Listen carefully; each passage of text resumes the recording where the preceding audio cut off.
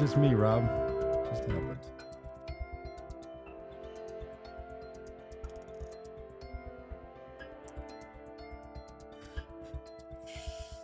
Yeah, welcome to the Common Good Podcast. There's the promised Robb Ryerse that we told you about in the opening scene.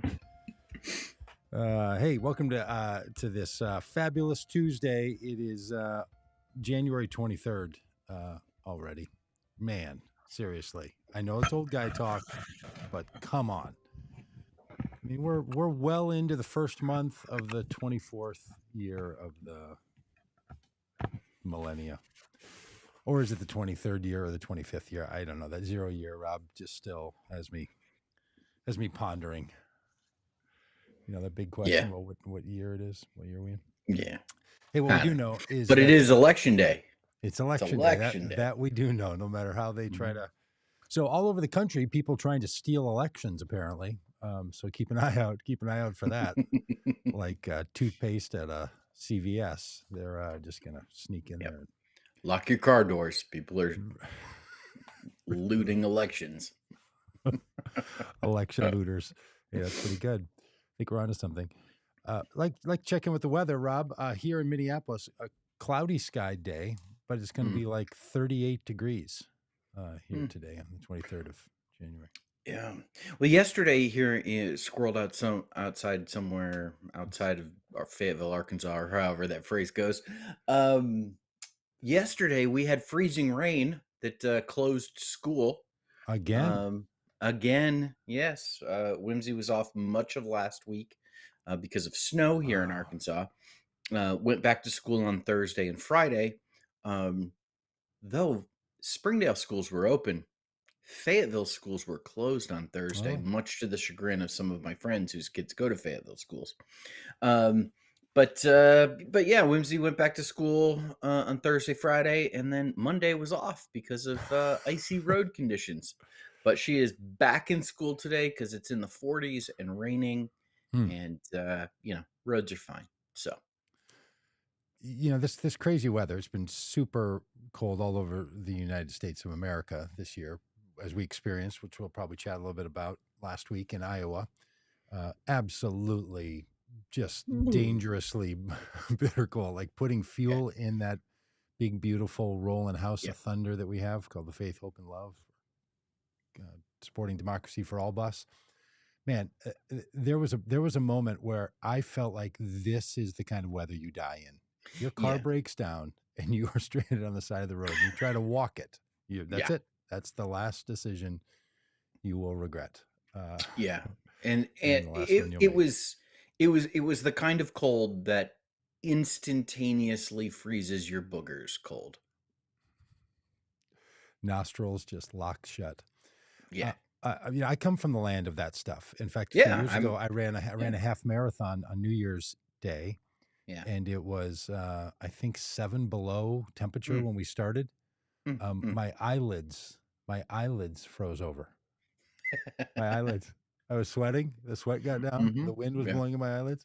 I couldn't see. I had to pull the ice to open my eyes. That's amazing.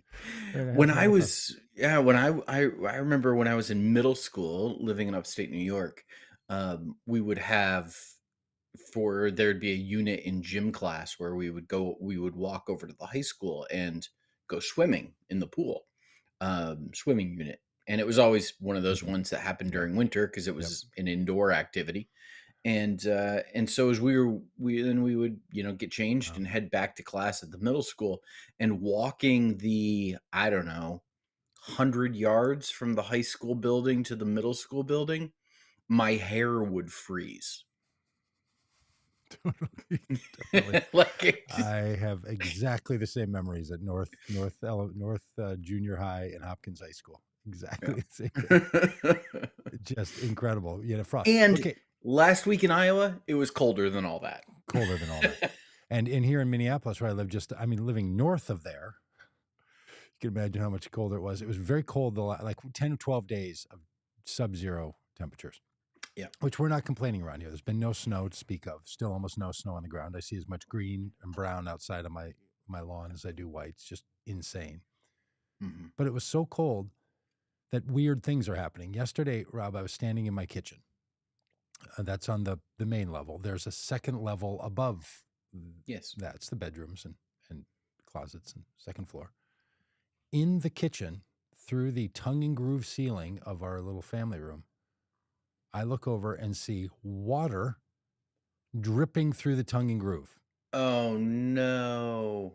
dripping on the floor. And I'm like, oh, okay, couple things. Oh.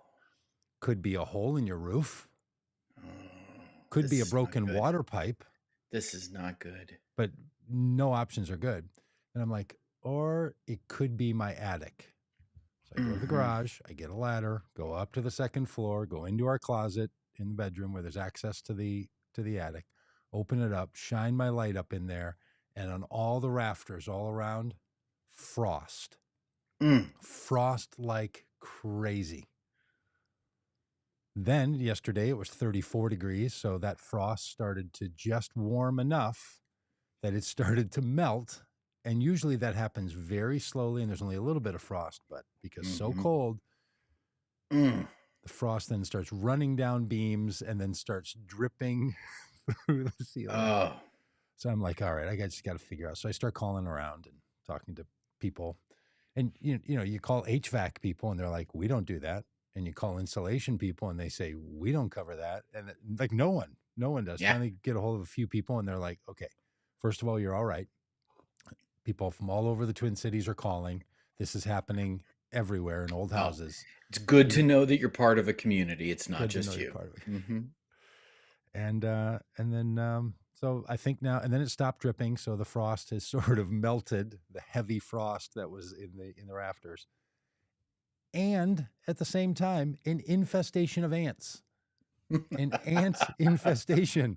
And I don't know why. Sometimes in the winter when it gets super Yeah. cold and then just Yeah. starts to warm up, Yep. there are ants all over our kitchen. Yes. Like it is disturbing. These are Yeah. the teeny little brown ones that Yep. would be adorable if there weren't 100,000 of them on Yes. my counter. Mhm. So then you have to get out that rat or that not the rat poison, the ant poison, the Yeah. little Use liquid, and you taro. yeah, I don't know. Yeah, maybe you open the little thing and it's got the liquid in there at Mhm. the little hotel. And it look, I mean, I'm a softie when it comes to bugs. Like there was a big bug that my wife saw yesterday, and she's like, "You sweep that up," and I scooped it up. And anything over a certain size, I just try not to kill it. I just take it outside and throw it. I don't know why. I'm a sizist when Yeah. it comes to the things I will kill, and I will Yeah. eat animals, that have been processed by others, but I won't do it myself. You open up these little thing of like ant poison, the liquid, and it's like a Yeah. little hotel, and they're all just running into it. It's just sad. It's Yeah. just the whole thing. Like ants just stay outside, and we don't get into this. I'm not trying to Yeah. victim blame on the ants here. I'm just saying you don't come into my house. Yeah. We can work out a great deal if we're outside and I'm eating outside, and you jump on my watermelon. Hey, fair deal. Yeah. But you Yep. come in here, and now I That's gotta right. kill a bunch of ants, and Yeah. so Ah. this morning, then we set 3 of those traps out, and this morning, I mean, it's just a Yeah. anticide going on up there. Yeah. Well, yeah. There are fewer things scarier as a homeowner than um, water where it should not be. Yes. I mean, that's terrifying. It's just, Yeah. It oh felt it no. felt biblical. There was water raining down, and then there was an infestation of insects. It was No, plagues happening there. Um, you need to repent before it gets to an oldest something being sacrificed. Hey, a few people in the chat are noticing that we've been away from the Tuesday Common Good Yeah, Politics podcast while we're out yeah. doing the work. Some Welcoming days me back, by the way. I was going to bring that up. And listen, Some days we listen. talk about it. Some days we do it. Today we're just talking about it. Believe it or Yeah, not. listen. I know you had a podcast yesterday about 70s CCM, contemporary Christian music. Absolutely fantastic, so fun. Um, when you're ready to have a podcast about 80s and 90s contemporary Christian music, I really want to get in on that. Okay. All right. Let's Because take a spin around. Let's yeah, yeah. It's a Because PFI reference. yeah, yeah. I got thoughts, and I would like to state the case that Michael W. Smith Mhm. killed contemporary Christian music. Really? Yeah, Okay. Well, let's put this on the books and get it going yeah, because I yeah. think it was worship music, but Well, we will have a yes, chat about that. yes, Oh, yes, you're but putting that on why? him. Yeah, yes, I put that on him because he put out 2 worship albums that went huge, and Oh, okay. it's yes, we're saying the same thing, but I'm Okay. actually pinning it on an individual who You're put naming out a names. worship album that killed contemporary Christian music. Yes. Well, radio killed the or television killed the radio star, and Michael W. Smith killed contemporary Christian music, which Yep. in some ways I would like to send him a personal thank you Ah, when I think no. about contemporary Christian music.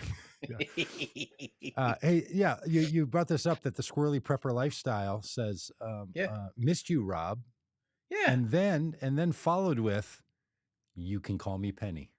So after all these months of the squirrely prepper lifestyle, finally, Rob, you get first name basis. Uh I think she might have been talking to old man Jim, not me, with the Penny thing, but I'm gonna go ahead and call Penny Penny and say, "Hey, Penny, we're glad to be seen, glad that you're here with us, and thank you for mentioning me and not Doug." Yeah, yeah. Well, Listen, I was in Penny and I got to spend a little time together yesterday, so I think that's what excellent. she was getting at. Like she's just So, I catching up mean, with you. Penny mentions that she preferred Cure over Petra. I was in a thrift Hmm. store Hmm. or a flea market on Sunday. Um, Too soon for me. Yeah, looking at, my wife is contemplating having a booth in a flea market, so we were doing a little, reconnaissance, checking out some places, and I came across a flea market booth that had 2 Petra albums on Mm. vinyl, and I was tempted. They were $16 a piece. I was tempted, but, I did not Mm. purchase them. Well, as Petra taught you, don't fall for Yeah, your temptations. Hey, if you're unfamiliar with those 70s and more 80s power to Christian you. rock bands, Mhm. yeah, good. You jumped in, then more power to you. Oh, red is the color. Hey, all right. Well, we do have to Yeah. talk some politics. Yeah. I had a funny in there that then I lost it because you out funnied me on that one. That was a good one. Um, hey, Rob and I were out tooling around with Mhm. the presidential aspirations people in Iowa. Tried to get there before Chris Christie quit. Tried to get there Mm. before Tim Scott quit. Tried to get there before. Has Asa Hutchinson even quit yet? Is Yeah, he he quit. He okay? quit after the primary. Before Asa Hutchinson quit. We did get there just hours before Vivek. Vivek Ramaswamy quit. We Yeah, saw him in the afternoon, and by one of the 7 o'clock learnings. yeah, 7 o'clock at night, he had shifted from "I'm a better choice than Donald Trump because Donald Trump can't win" to "I am all in with Donald Trump." Yeah, These guys, yeah, and I'd like to say 2 things quickly about that. One is one of the learnings that we had is that his name is pronounced Vivek, which we learned when we were there at his event. I thought it was Vivek. Doug, you kept pronouncing it with an R in it. yeah, it's untrue. Vivek, I There's think no you kept proof of saying. that. There's I no proof of that. Yeah, yeah. I think there's probably Facebook Lives where people could go back and you said, "We're here at the event." No, Vivek, but it's not Vivek, it's Vivek. The other thing I'd like to say is that we did it again. People might not know, but in 2020, we did some vote common good events with presidential candidates, and we did an event with Marianne Williamson, who is running for president of the United States, and that evening she called together her supporters in a room that I took them to and set them up in, and she announced to her supporters that she was dropping out of the race. The next day, we did an event with John Delaney, former congressman from Maryland who was running for president of the United States. Um, the next day, he dropped out of the presidential race. Uh, few weeks after that, we did an event with Bill Weld, a Republican candidate for president. Um, the day following that, he dropped out of the presidential Mhm. race. And then last week, we were in Iowa and attended a Vivek Ramaswamy event. I had the opportunity to ask him a question, the final question that was asked to him at his event. We had a little interaction about Christian nationalism, and that night he dropped out of the presidential race. All of this to say, Doug, we've done this multiple times. We just, yeah, I used to, my family, I used to watch when we would watch the Olympics and watch figure skaters. Um, I used to I used to joke around that I had the ability to knock figure skaters down with my mind. You Mhm. know, like I could knock them down when they would do their jumps and then they would fall and I would take credit for it. I feel like that with Vote Common Good. We have the ability to Y knock down presidential candidates and take them out. And as Trisha is saying, we should get ourselves to a Trump event. The truth is, we've been to we've multiple done that. Trump Yeah, we've done events, that. He's and that impervious guy, to our tricks. yeah, Uh, yeah. hey, But smaller, lesser known candidates, oh yeah, we totally can take them out. absolutely the last stop. And there were 2 others, Mark Charles, don't forget Mark Charles, Oh just yeah, before he was gonna Mark pick, Charles, yes. um, Cory Booker for his running mate. And then there was that other person who didn't come to our event and then dropped out that night. Oh, The self-funded person from California. oh yeah, yeah, yeah, The yeah. guy that said the good book, in the good book, oh, what was that guy? Boy, isn't this Oh, something? Like, in 2020, there were so many Democratic candidates and literally Tom can't. Steyer, Tom Steyer. the Tom good book. Steyer Yeah, yeah, was yeah. coming to our event, but then quit before he got there. So we really are the Yeah, last stop yeah, for so many of these people. Because once they realize, hey, if you can't get the common good audience, you don't have a chance. That's where we're putting exactly, it. Yeah, it's not we're exactly. not doing it to them. They're just reading the room, recognizing if we don't kiss that ring of those supporters, I no, then I prefer to think that we have the ability, like I had the ability as a teenager to sure. knock down figure Okay. skaters during Olympic competitions. I like to think that we have the ability to knock out presidential candidates. Yeah, you need to start practicing voodoo. You make a perfect fan. You have the perfect fan temperament. That somehow my behavior watching someone else do an action Oh, impacts that action. I mean, oh, there's yo, you should watch me watch a Cleveland Browns game. Yeah, I totally believe the reason the Cleveland Browns got knocked out of the uh, playoffs uh, was because I did not do my normal routine of watching the game the way I had all season long. Was the game that I watched on the back of the Vote Common Good bus, yeah. tooling down the road, I think in Kentucky, and that's why the Browns got blown out and knocked out of the playoffs. Well, you need to just start letting people know this, that that there is a center to their universe, and it's squirreled away somewhere outside Fayetteville, Arkansas, Yeah. a little place called Springdale. Hey, by the way, when we get out on this bus, we're going to be traveling around the country. We're going to be in Arizona and California areas at the end of February, early March. Details are just coming together. In fact, we just recently had a change in some of our scheduling because Franklin Graham, the um, the failed leader son of an Disgrace. evangelist, is going to also come to Arizona, and we're going to try to adjust to get up in their business. So, anyway, sometime in the end of February, early March, we're going to be doing events, and we're also going to go to the border. In fact, friends, we're going to go to the border twice in the spring. One time in late February, early March, like around the 1st of March, somewhere in there, and then again in April, sometime around the first week of April. Now, that April date corresponds with joining astrophysicist Paul Wallace and your favorite Vote Common Good podcast hosts outside of Dallas for the viewing of the complete solar eclipse, which will change all of our lives. And we're also going to go to the border. So keep up Are with you gonna look at it without votecommongood.com. glasses, without the special glasses Yeah, in honor of Donald Trump?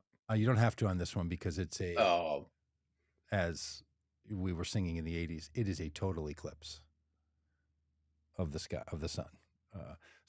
Yeah, that in that way, it's different than the other one where you're supposed to look Really? differently. But anyway, yeah, yeah. Huh. Okay, so yeah, lots going on with us and us getting out on the road. But we're going to spend this day on the primaries. Now, you might think we're only going to talk about the presidential primaries if you just tapping in, but if you read the heading to this topic, why is Dean Phillips, Congressman, Democrat, my representative, in fact, Yeah. vote Yeah. common gooder? Mhm. Why is he running for the Democratic nomination in opposition or in competition with, better way to say it, in competition with Joe Biden? A lot of us have been pondering this question. He was on CNN over the weekend and explained it in a way, I will just say, that won me over. Now, I got a soft spot for the guy. Mhm. I can go Dean Phillips all day long. I Mhm. like his tone. I like his attitude. I like his vibe. I like his I like politics. his haircut. I do like his hair. He's got a great head of hair. Great head of hair. I just like the fella. So Mhm. I'm an easy win. Yep. But I also thought his argument was the right one, and so we're going to play it for you. He he that's the wrong one. All right, so I'm going to play it for you. Now I have to remember where I put it on my little screen thing here.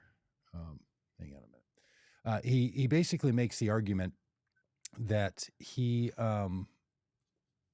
the guy who's trying to help Biden be better.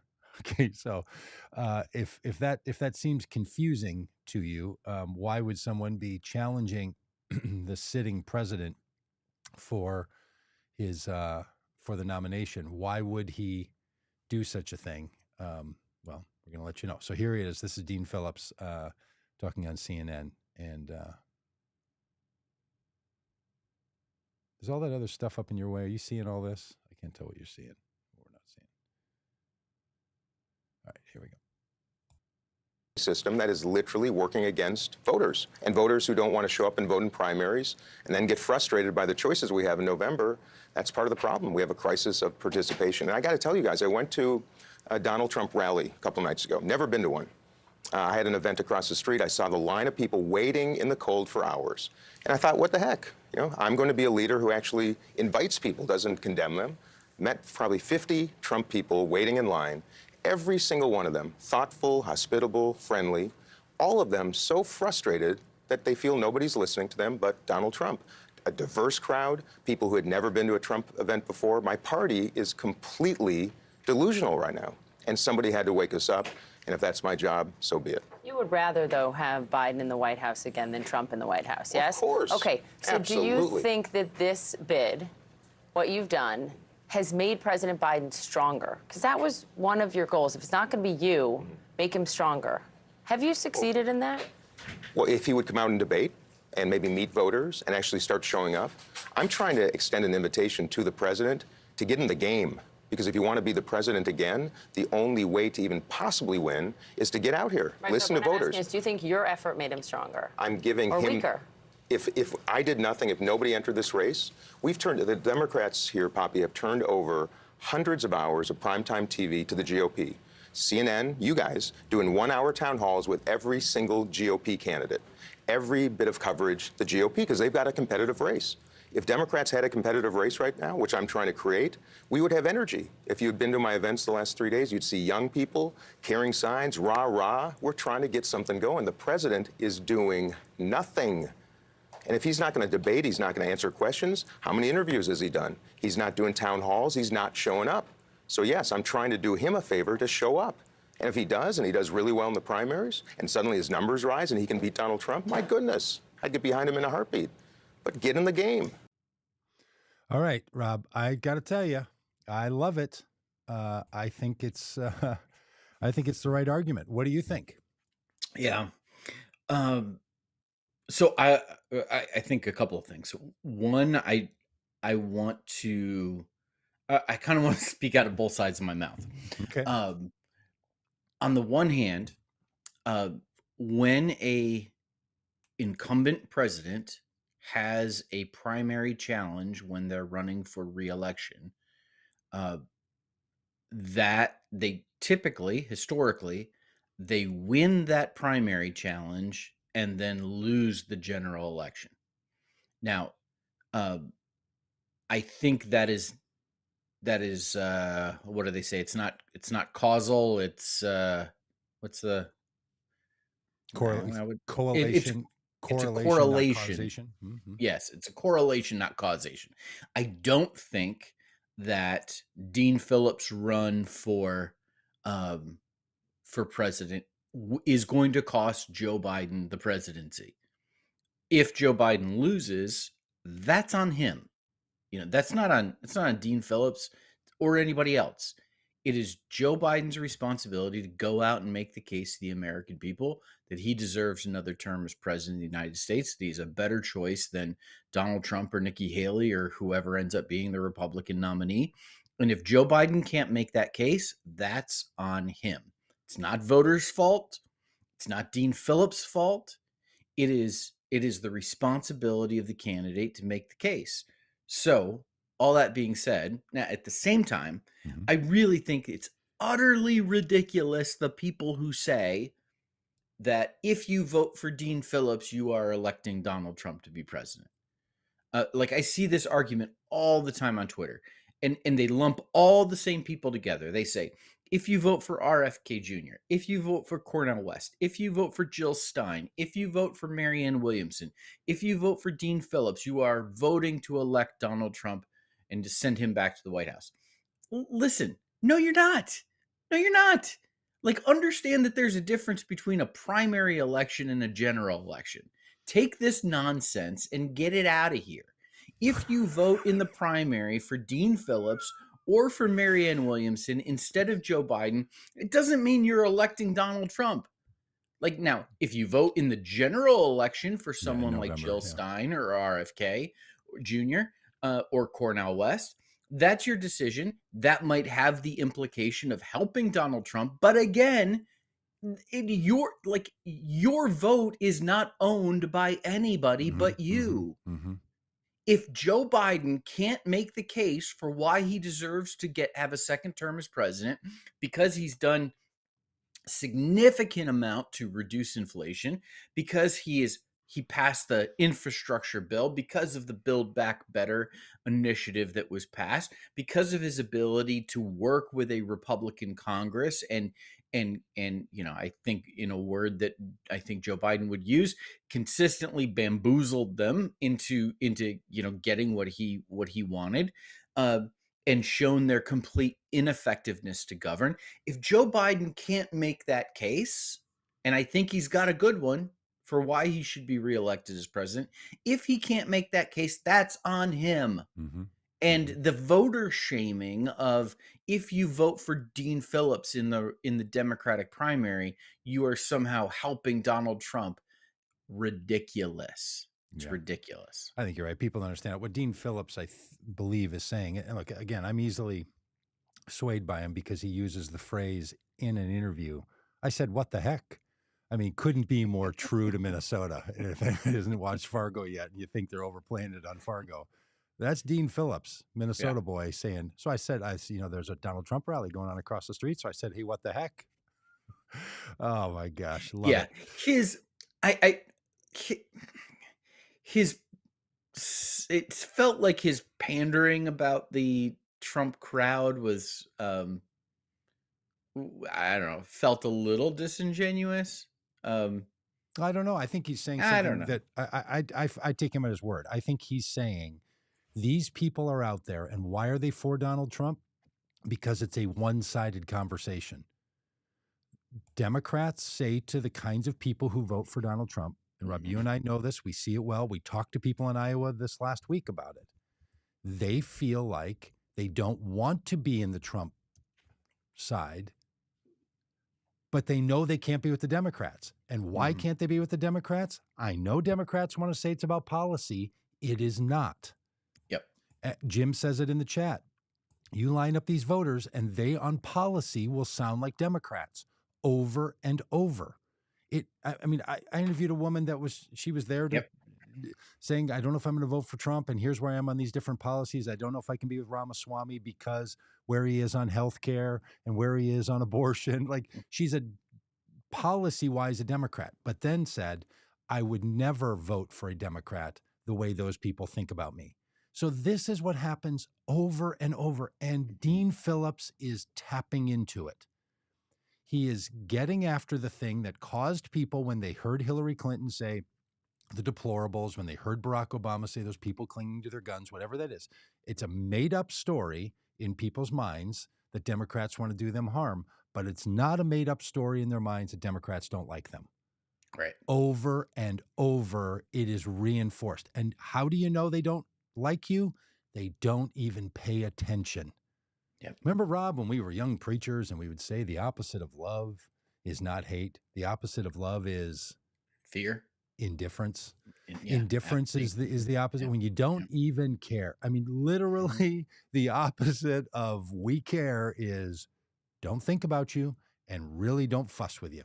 So that's what I think Dean Phillips was getting at. And you're exactly right that the primary is supposed to be the time. And if people are longtime listeners of this, are like, hey, there are those two guys again saying it over and over. The primaries are meant to be a time for a party to figure out its own way forward. Yep. We treat primaries like they're real elections, but let's just be perfectly clear. They are not real elections. No one is being elected to anything in a primary. Yep. People are being selected to be the candidate in a real election. But the election doesn't happen in a primary. That's why you can have rules in some states where you can decide who gets to vote. Like normally you have to say any registered voter can vote in an election.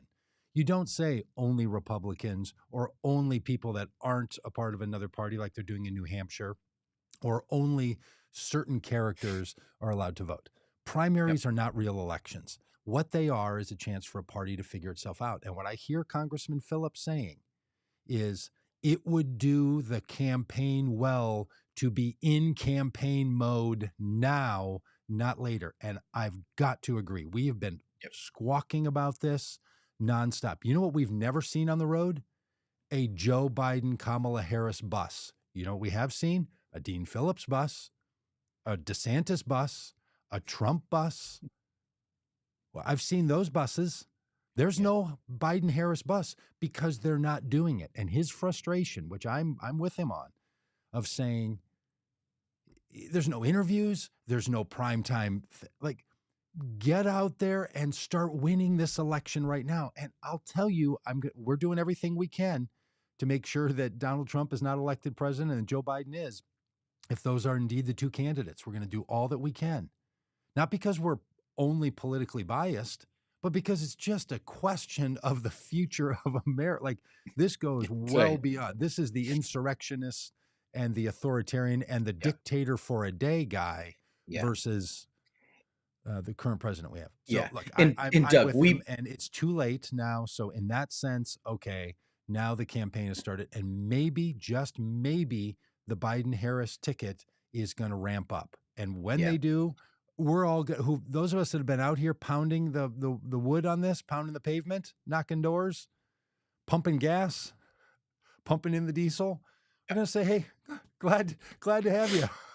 Hope you feel fresh, ready to go. So on that, I am with Dean Phillips. And he will rally around Biden when the time comes. We have visited with Republican voters in Iowa last week. We spent time at a Nikki Haley event. We spent time at a Vivek Ramaswamy event.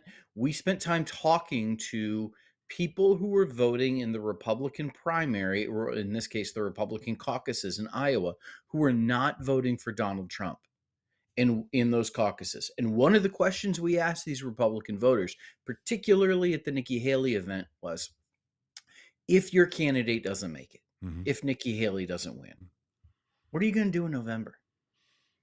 And Doug, we did not have a Nikki Haley supporter say to us, I'm voting for Donald Trump.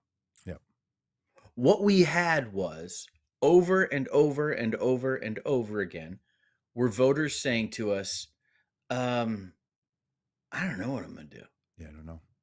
I don't know. With a sadness in their hearts. I can't vote for Trump, but man, what am I going to do? I can't vote for Joe Biden either. Yep. And I say this to say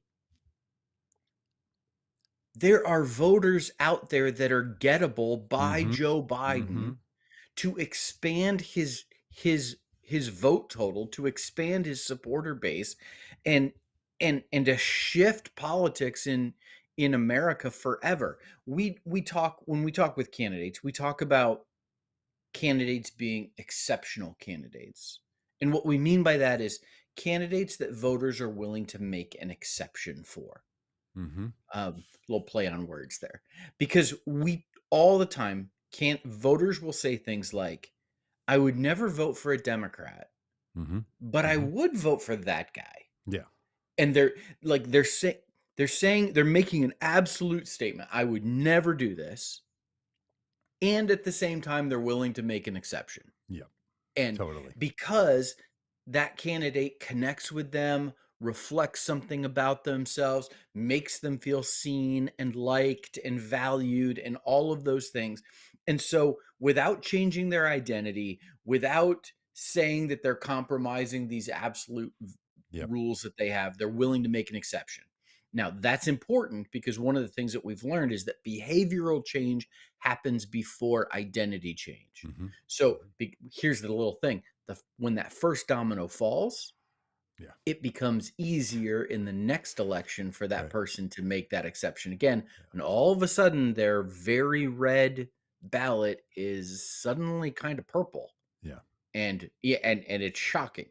But that never happens unless they make that first exception. That's right.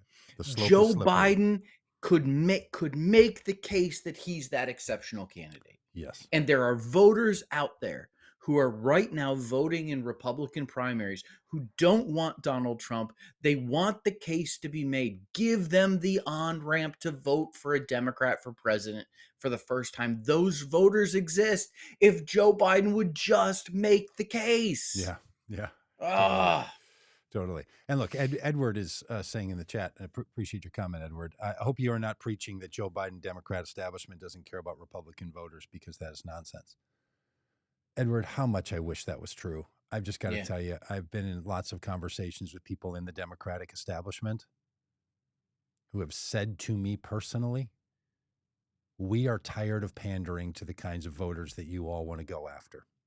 The ones that we work with at Vote Common Good, people whose Republican voting identity is solid, is and they're willing to make an exception. They say, we're not going to put any more money in it. We don't want to pander to those people. We're uninterested in it. In fact, I was told by one, in fact, that has been the problem with the Democratic Party. So I wish it was true. They said that's been the problem with the Democratic Party is we've done nothing but pander to those people, and that needs to stop, is what the person said. So I wish it was right. Now, we work with candidates all the time, and help them figure out how to connect with voters across all ideological spectrums, including these Trump supporters. So we know that there are candidates who do it, but the system itself applies a massive yeah, amount of pressure yeah, to candidates yeah, and to campaigns. And then at the highest levels, decisions are yeah, made to not allocate resources to go after those kinds of voters. yeah, What it's about for so many Democrats is turnout. yeah, Find the voters who they believe should vote for them, and they should all over people. And then they say, we just need to turn out those people who we should. And the people who we think we don't really want to spend the time, energy, or money, or they're not going to be consistent over time, we're not interested in them. It's a chosen path. And I wish it were not the path. yeah, So yeah, I say it with all yeah, heartbrokenness, and we don't tell them to change the path. We're just yeah, out doing what we can do. But Dean Phillips and many other yeah, people that have been talking about these issues for a long time yeah. know why the issue is this way. Yeah, and Doug, put up Alex's last couple of comments on the screen too. Alex said, "I want to know in what way the Democrats are not listening to people. Dems are for living wages, affordable health care, child care, etc. The MAGA Republicans do not." And then she continues and say the policies are for all, not just those who vote Democrats. Alex, you're absolutely right. But here's the thing that many Democratic strategists, many Democratic politicians miss out on. People claim that they vote for policies, but people don't vote for policies. They don't. They vote for candidates. They vote for how candidates make them feel. They don't vote for policies. We have that. I mean, and I'll just use my home state of Arkansas as an example. Here in Arkansas, we have a solid red, very conservative majority in our state houses, our state legislature. We have Sarah Huckabee Sanders as our governor. Donald Trump won with 67% of the vote here in Arkansas. And at the same time, 60% of Arkansas voters voted to raise the minimum wage. So, in the very same election, the same group of voters voted for a policy that helped them, a policy of raising the minimum wage to $11, and at the same time elected Republican state Republican state legislative candidates who were vowing that if that if that ballot initiative passed, they would do everything in their power to stall it from being enacted. Yeah. Yeah. And the same thing happened with legalizing medical marijuana, and over and over and over again. Because when it comes to electing candidates, people Yes. and they say policies matter. They say I'm a one-issue voter. But like they talk about that. But when you get beyond you get below the surface, the real thing that motivates people to vote the way they vote is not the policy positions held by a candidate, but it's how that candidate Yes. makes the people feel. And it's not there's something broken in them. This is how No. human beings function. And look, Yes. I'll give another example just to double down on this one. Everyone listening to this who votes for Democrats, you are the example. Yep. Look, there's probably a policy that you might agree with Donald Trump on more than you do Joe Biden. And if you're saying to yourself, well, the only reason I'm not voting for Donald Trump and I'm voting for Joe Biden is because Donald Trump stacks up more policies I disagree with and Biden stacks up more that I do agree with. Really? If it somehow were even out, you'd be like, well, it could go either way. No, you wouldn't, because it's that guy that you won't go with. It's your identity to say, I voted for him. I'm not doing that. Look, voting is a reflection on us. Now, are there some people who sit down with a piece of paper and a pen and they're going through a ballot box and they're checking it off and they're just deciding on where people are on particular policies? No, because then it's what does the party do and which party is in control and which policies are going to move forward. And it's very complicated. So people deal with all that complication by saying, who are we going to vote for? Who am I going to vote for? How does it make me feel? It's like if you buy a car, you tend to not just go through the list of specs. You sit in it first. It might not be you're just looking at a picture up on a screen in a restaurant. It's, I don't know, I'm not just going to look at the calorie count on that thing and what's the nutritional facts, even though that would be great and it's important. You're going to pick among a set of food items or cars or anything you're picking based on a whole lot of information that has to do with how it makes you feel, not the sheer numbers of the whole thing. And by God, now everybody in politics gets frustrated by this. When I listen to Republicans talk, they say the very same thing. Those Democrats, those people who vote there, they really, in their hearts, they're Republicans, but in their, or in their minds, they're Republicans, but in their hearts, they're Democrats. And we just need to get them to think more about these things. If you haven't been approached by a Republican telling you that you're just a big feeler, and if you really thought about it, you'd go their way because of course you think the way they do. Look, this is classic. The way candidates win every single time is they have the constituents that they're targeting believe that they are on the side of those constituents. And the presidency and vice presidency is the only elected role that encompasses all eligible voters in the United States. So it's increasingly important. Yeah. Yeah. And Alex, I mean, your latest comment. Then why aren't Democrats able to make us feel in alignment like that? Like yes, that's. I mean, that's the frustrating thing that Doug and I bang our heads against the wall, and especially, Dean Phillips talks about talking with Trump voters and these voters that feel left out. We've seen that with religiously motivated voters, white evangelicals and white Catholics, in particular, who feel that way by Democrats. Yeah, and that is absolutely a gap that exists. There's a really great book written several years ago now called The Political Brain, Mhm. which explains all of this. It's fantastic. It's a really interesting read if you'd like to dive deeper on how all of this works and how Democrats fail in messaging so often when Republicans succeed. And that's why, like, someone like Barack Obama, like, is held in such high regard because he did this really well. Sure. And I like there's both an art and a science to all of this. And Look, and it presidents who win do it well. yes. Ronald Reagan did it well. Yes. Yep. Barack Obama did it well. George Yep. Bush did it really well. Yes. Pulled over a bunch of people. Yep.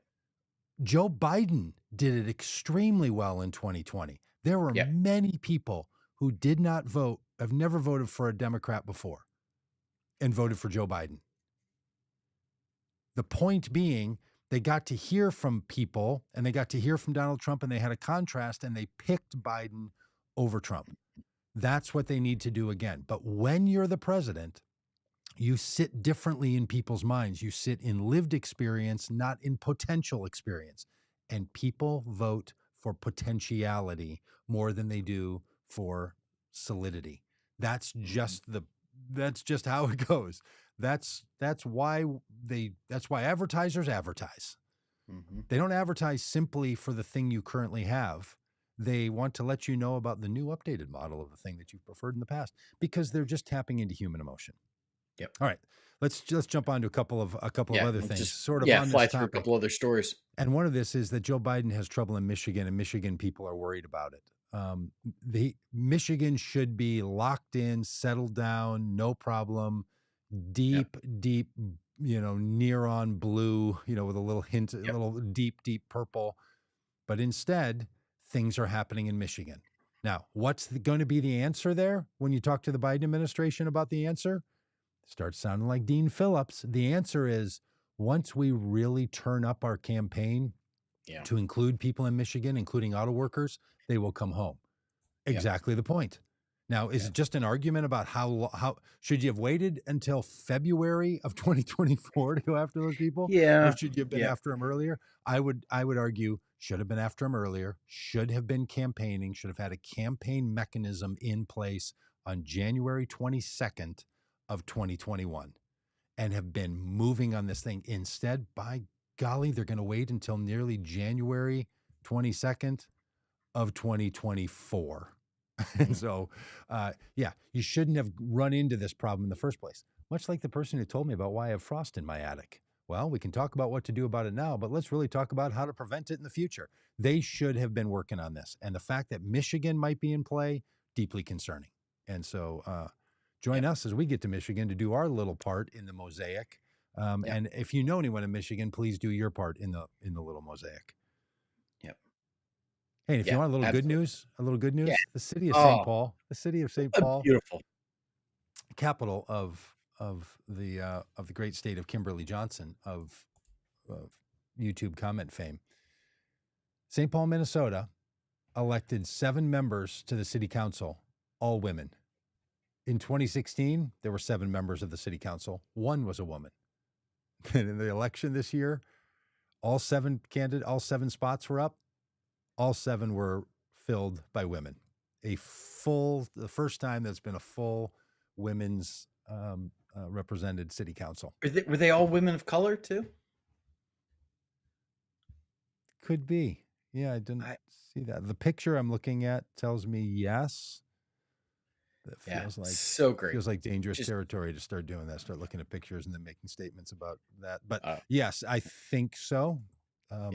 but I'm going to let other people identify themselves that way. I'm going to walk So carefully great. across Just those absolutely eggshells. beautiful. Yeah, yeah, and classic, and this is Minnesota, a plus nearly 80% white state, and St. Paul, which is more diverse, but still all women and all women of color, really, really something. So, Yeah. hey, you know who that's not going to help though? Is old Nikki Haley. Even though Nikki Haley, in the very first tally of the primaries from today's election in New Hampshire, she won them all. Yeah. All 6 registered voters in the Dixville Notch County, all 6 of them who voted for Nikki Haley in New Hampshire. Clean sweep. Now, if she took a page out of the insurrectionist leader's playbook, what would she say? Stop the vote. Stop the counting. The votes are in. Right? I mean, why do we have to have any more votes? They voted. That's it. Stop. don't count the rest of them. Just keep it going. So Oh goodness. no, Oh, and all right. Let's run through some history here. all right. Here we go. We want to look at just Dixville Notch. Accuracy of midnight votes for Republican primary statewide winner. 2020 didn't get it right. 2016 didn't get it right. 2012, 2008 did. Got it wrong in 04, 2096, and then got it right every time between 1964 and 1992. So historically, Dixville Notch has done a good job, but lately has missed it 5 out of the last 7 elections. Yeah, it's this recent generation there in Dixville. Yeah, they just don't have what the pappies and now mammies had. accuracy of midnight votes for general election national winner. Here we go. In 2020, got it right. Missed it in 2016. 2012, there was a tie. Got it right in 08, 04, and 2000. So a little bit better. A little bit better at picking the national winner. Nikki Haley has that to hang her hat on. That while Dixville Notch not necessarily good at picking the nominee, maybe they could pick the national winner. So we'll see what happens here with Dixville Notch and All right, Nikki Haley. so what's the 6 voters there? I mean, it's such a great little gimmick, right? That they vote at midnight, they tally them up quick, and they get the word out. I mean, really, she should be claiming stop the voting right now. Just it's like the Punxsutawney Phil of politics. Yeah. Oh, perfect.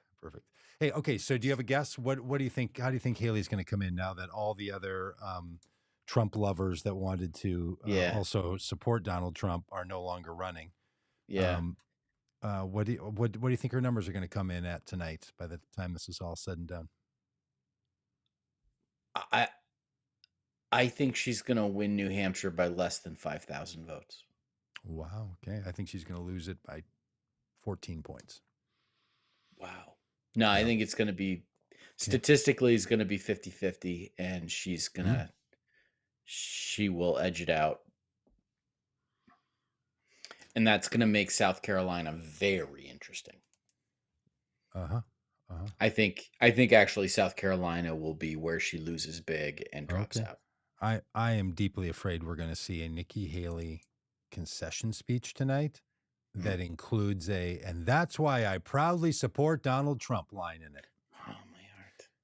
Because she's going to do as bad as he is, he's better than Joe Biden thing. Yeah. Which I just to lecture for a second. Really, anyone, Joe Biden is worse if you believe that Donald Trump led an insurrection after he lost the election. If you believe that, and if you don't believe that, a whole other question. But if you do, as Nikki Haley said she does, but Joe Biden's worse, what on earth? I mean, let's just... Yes. And you know what really shocks me about this, Rob, is 10 years ago, we would have said, institutional loyalty is dead. That is such a myth that we've all been pitching. Yep. that institutional loyalty is dead. No, it's not in politics. And no, it's not in a lot of other areas. It's Mm-hmm. alive and well. No matter what Yep. people tell you, you look at Yep. people's behavior and they are all in. It's just really something. And Yes. look, if you're a voter who has never voted for people that you used to believe were an anathema, if you haven't had to do that in your life, Mm-hmm. if you haven't viewed the other party as something that you thought was a problem, like maybe you really thought the Constitutionalist Party was a problem, maybe you really believed that the Green Party was just nothing but trouble, and then you voted for a Green Party member because they were a Green Party member. If you haven't had that experience yet, then just hold any of your thoughts about what people go through when they do have to do that. Because for those who do have to go through that, it's a really different experience than people who are like, well, no, as it turns out, I've always been happy with the political choice that I made. And I'm not sure why other people, I didn't make the choice that I made a long time ago. That's very easy to think. But if you haven't been through that switch, and if you have, then you just know it's Yep. really hard for people to do the right thing Yeah. all the dang time. Hey, all right. So let's just talk for a minute about Ron DeSantis, quitting. He finally ends his failed campaign, and then somebody wrote on our Facebook profile for Vote Common Good, what? He's not required to carry it to full term, which just really just was a fantastic. treat of a comment. Yeah. So Ron DeSantis quit, and after months of talking about how Donald Trump was the problem, then said, and he's my guy. So, yeah, you can just write it all off to political expediency or to something else that just makes the guy pathetic. But then you know what he did? This I love, Rob. Give one to Ron. He threatened to veto a bill in Florida that's going to come to his desk. The bill is designed to give $5 million to any Floridian running for president who's under political attack. They wrote a bill to take $5 million from the taxpayers of Florida and to pay the legal bills of Donald Trump. DeSantis said, I'm for Trump and I'm going to veto that bill. Kidding. Can you believe the Republicans in Florida have gone so far as to have representatives support a bill where they want to forcibly remove money from the bank accounts of Floridians to give it to the lawyers of You're Donald like Trump? sounding all libertarian there, Doug. Oh, yeah, no, I know how they. This I is hey, understand the taxation point. is theft. Taxation. This is what they say. This is what Floridian Republicans are saying. Let's commandeer the bank accounts under the threat of incarceration Mm-hmm. and give the money to Donald Trump's lawyers. And for all the failures of the white boot wearing, immigrant despising candidate, he said, yeah, I'm not doing that. So if you can't say something nice, have a podcast. And if you can say something nice, try to. So good for you, Ron. At least for now, you've said you're going to veto that bill. Will he actually? Will Donald Trump come to him and be like, Ron, I need the $5 million? Yeah. Because that guy's dead broke, as we all know. And he's going to be even more broke after New York gets done with their legal proceedings against him. Yeah. So, I mean, Ron DeSantis's video dropping out of the presidential race, where he used a fake sing-songy voice, where like there's people have like a reading voice, right? Like you have your voice that you use when you talk normally in conversation, and then you have your voice when you're reading something that people are going to be listening to, and there's a sing-songy element to it that doesn't sound conversational, doesn't sound real, and that sing-songy voice is super annoying, and that's the voice that Ron DeSantis used when he was reading his concession speech when he dropped out of the presidential race. This guy. Rob, when you're doing that voice, I was feeling my butt cheeks pucker up in order to get that tonality. Were you also doing that? Because I think when I saw Ron DeSantis, he seemed to also have that look like I'm just holding everything in my intestines as tight as I can. And this is all just coming right from my chest. And I'm just really having a hard time. It's a hostage video. And you wish that it Just wasn't. terrible. Now, look, I don't want to, it does no good to say to somebody, hey, go back and watch the previous recordings of this stuff. When DeSantis came on the scene like a year ago, I was hearing all over from politicos in Florida, this guy is dead in the water. He's Trump only, smarter. Remember all that stuff, how he was so competent? And people were like, no one likes him. He's odd. He doesn't connect with people. The people closest to him find him to be unappealing as a person. And like this was, so the people who knew, including the Trump people, were like, not a fear in the world here. That guy. Totally right. And we talk about him, well, he's a 2-time governor and he was a congressman and he went to Yale and he has all this. Tells you a lot about those accomplishments. He's and any of us who've watched him or have experienced him know that, yeah, he is not a pleasant person. Not to double down on the earlier point, but go back and listen to the video. People don't tend to only vote for the policies. They tend to vote for the person and how they make you feel. And he kind of creeps people out. Yes. Yes, he does. Especially when you picture him eating pudding with his fingers. and wearing the Ron DeSantis, goodbye. Is it going to be the kind of thing where, like, who was that governor from Florida? Okay, so let's do a little quiz. Who was the governor from Wisconsin who was supposed to be the guy that was the big Republican thunderclap in Iowa a couple of years ago? Do you remember? Governor Scott Walker. That's how it's going to be with DeSantis. People are going to be like, yeah, it was that guy. What was his name? DeSantis. Yeah, it was DeSantis. That's right. Yep. And so, I mean, at this point, he may be pushing for something in the administration, maybe, but chances are he's just going to go work for some lobbying group, just be, a former governor and just go cash out. Yeah. I wonder if he even make it to the end of his term. That's just a little encouragement for you, Alex. I know you felt badly about your state, but yeah, look, farewell, Ron. And now we're on to, it looks like it's going to be Donald Trump who's going to win this primary, could win this one or win the next one. He'll run the gambit. But then, as I think it was Jim was saying earlier, and I wanted to keep that comment up, the chances also exist that Donald Trump will not be on the ballot either because of his own mental cognition or because of his criminal issues. And I just want to also throw this one in there. In Rolling Stone, an article that says Trump attempts to describe missile defense as ding, ding, ding, boom, whoosh. Ding, ding, ding. And, I mean, you can literally hear him describing military missile defense. And we got the missile defense. It goes the ding, ding, ding, boom, whoosh. I can't even do it. I mean, can you? It's if anyone is squirreled away somewhere outside of Fayetteville, Arkansas, you might want to send emergency crews over to Rob's house. He could be in a cardiac experience right now. Ding, ding, ding, boom, whoosh. Oh, Doug, we need a T-shirt. This is ding, ding, ding, boom, whoosh. Oh, that's so funny.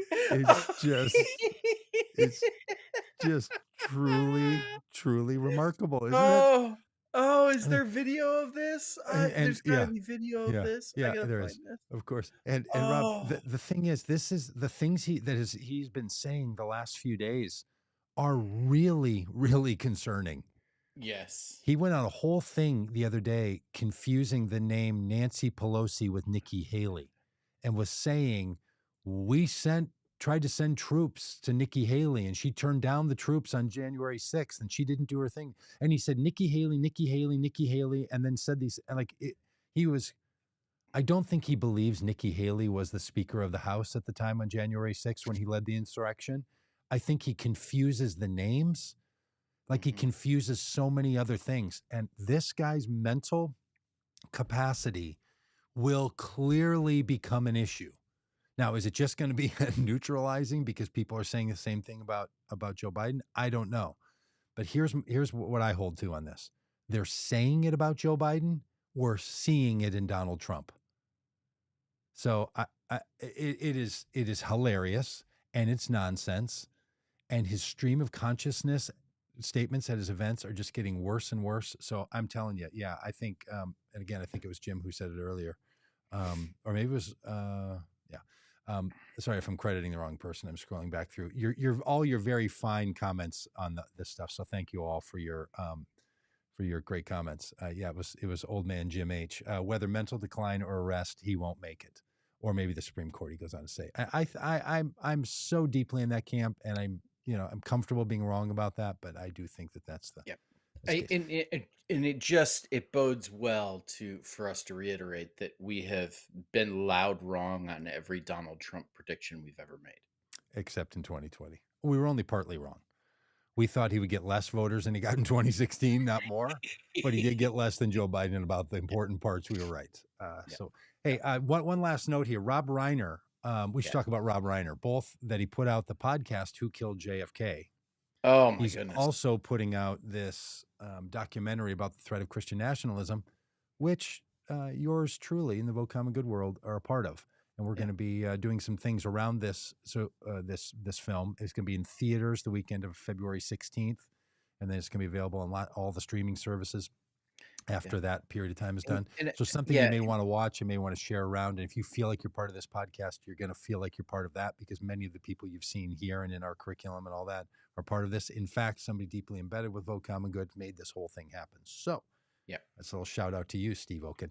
And by the way, and Catherine Doug, Stewart.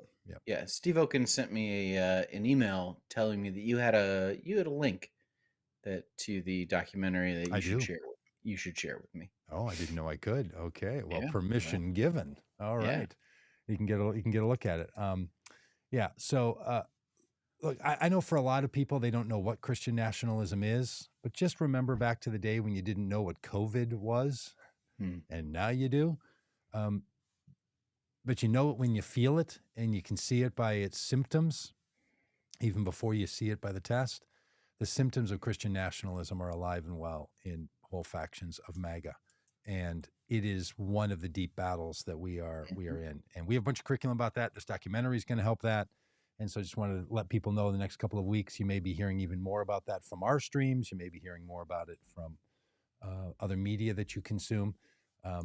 And I've trusted Robb Reiner since he was the comedic relief point and center point in All in the Family.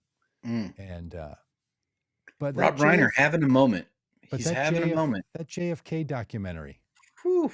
How did you finish on that? By the way, if you don't know, it's a 9 or 10 part, 30-minute long podcast laying out the argument of who killed JFK. Yeah. No spoiler alert. He doesn't believe, Robb Reiner does not believe that it was Lee Harvey Oswald. Yeah, and done really well by Soledad O'Brien and Soledad O'Brien Productions. Really great job. Super interesting podcast. I think at once it convinced me that Lee Harvey Oswald probably was not involved and was a patsy. And at the same time made me very uncomfortable with the level of conspiratorialness that you have to accept to go down that route. Yes. I came away both convinced and conflicted. Yes. I felt precisely the same way. I don't think Lee Harvey Oswald pulled that trigger. That worked on me. Now, I'm going into it, I thought he did. Changed my mind on that. But it just opens up a whole lot of other questions that implicate a whole lot of other people and is disturbing at a level that I want to just go back into the matrix if it's true. So I don't think it satisfactorily answers the question then how did it happen, who did it, and all the rest of it. So so now I'm like, hey, no, even though they name names, well, that's what I didn't buy. I couldn't. I listened to the podcast and I could not tell you the names of the people that they named. That stuff just didn't stay with me. Yeah, And so I'm comfortable now saying, no, I'm not a conspiratorialist when it comes to this. I just don't think Lee Harvey Oswald did it. I think the government was involved in other ways, but I don't buy the answers the conspiracy people give you. Now I'm in the camp and separating myself from the super crazy. I mean, this is just Yeah. uncomfortable beyond Yeah. belief. Yeah. How thinly are you gonna slice the bruschetta? What part of the reason I bring it up is, yes, Rob Reiner's having a moment on two fronts. Yeah. He's in the news on two fronts. Yep. A conspiracy about JFK's assassination and the threat of Christian nationalism. I don't like those two things being paired up in the person of Rob Reiner. Other than that, I'm very proud of the film. I think it's important. I think it's called God and Country. I think it's great. No matter what you think about the assassination of JFK and the involvement of Lee Harvey Oswald, this one is nowhere around the. You don't have to be conspiratorially open-minded. Yep. All right. Is that good? That's Thanks, good. everybody. Thank you, Peggy. Thank you, Penny. Thanks, Kimberly. Alex. Jim. Justin feels new to me. Old Man Jim. Oh, Jim and Old Man Jim. Glad. Barbara.